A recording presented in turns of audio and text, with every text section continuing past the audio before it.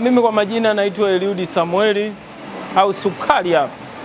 Bana, nimekuja leo hapa kwenye banda la hospitali ya taifa Muhimbili.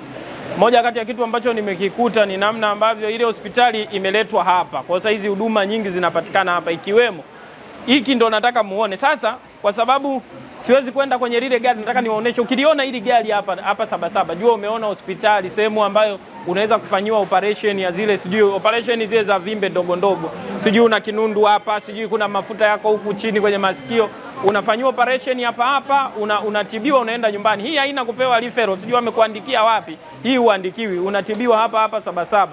Lakini kingine pia unaweza ukapima pressure, umenielewa?